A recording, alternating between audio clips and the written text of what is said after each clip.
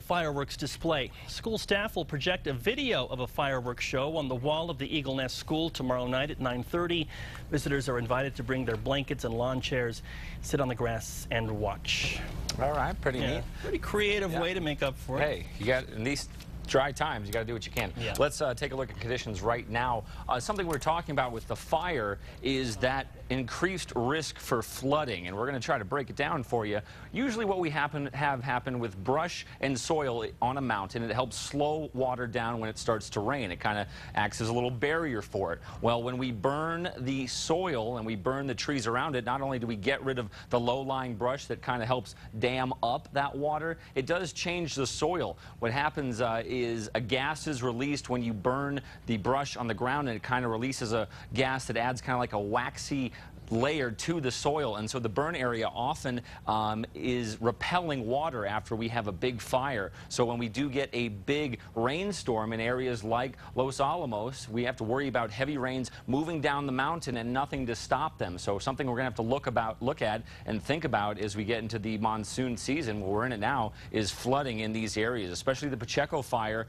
That is straddling the upper Rio Grande Valley there, and so we have one fire on one side, one on the other. If you get the water coming down each of the mountains there, the Jemez and the Sangres, we could have some hairy issues with flooding there. So something we got to start thinking about. Storm still going off of the area. Doppler radar shows Santa Rosa and areas of I-40 getting a decent dousing of rain here. Could see some hail with this. Also lightning possible with these storms. Also the East Mountains, been a pretty busy day there. Had some hail reports in Tijeras and over the East Mountains. We can still see a very active scene over there. We'll hang on to these storms into the overnight hours and starting to diminish after midnight. Another area we're watching over near Rio Rancho. This cell did kind of miss the area. We had some reports of hail in the Albuquerque area, but the storms have been very spotty at best and not widespread coverage. Also, as we look in western New Mexico, seeing plenty of activity there. Most of the storms have kind of been rotating around this high pressure center. You can see them kind of coming down and making their way in this clockwise circulation, and that'll be the story for tomorrow.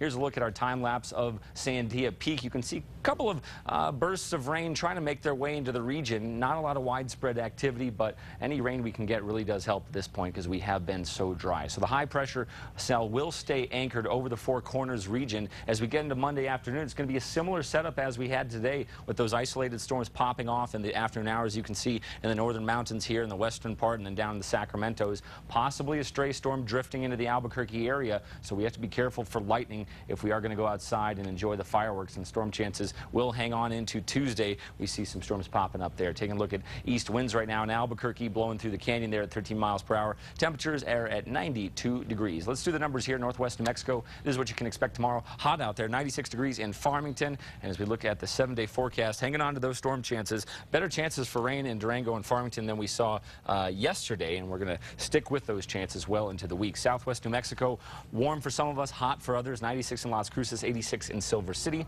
96 in Socorro. Spot storms possible. The mountains will be favored, but as we've seen today, they can definitely drift off the mountain and head into valley locations. Silver City temperatures staying put, and so will storm chances well throughout the week. In the southeastern part of the state, not as great of a chance for thunderstorms, but we could see some originating in the mountains and then also drifting down, but the greater chance is definitely in the mountains. 97 in Artesia, 96 in Roswell. The 4th of July does not look to be a washout in the Roswell area, but please be careful and keep an eye out for lightning. We'll be to the 100-degree mark by Thursday. Northeast New Mexico, isolated to scattered storms tomorrow. Southeast winds 10 to 15, 97 in Tucumcari, 85 in Las Vegas. 7-day forecast for the Las Vegas region shows those storm chances hanging on as well, and we'll be in the mid to upper 80s. As we look at the northern mountains, it's going to be round 2, I guess, no, round 3 of the thunderstorms popping off.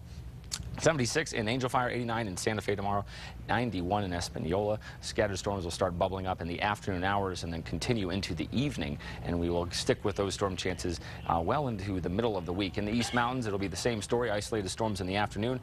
Warm out there, 88 in Tijeras tomorrow, 84 in Edgewood, 87 in Cedar Crest, and right here in the Duke City, temperature's not really going to change all that much. We'll be in the mid-90s. Isolated storm shot for us tomorrow, and that'll be in the afternoon hours. Hot out there. As we look at the 7-day forecast, we'll stick with the storm chances pretty much throughout the week, but it's going to be really hit and miss, so you're going to really have to keep an eye in the sky. You know, we have some activity here, some there, so that'll be the case for tomorrow. Okay, thank you, Ian.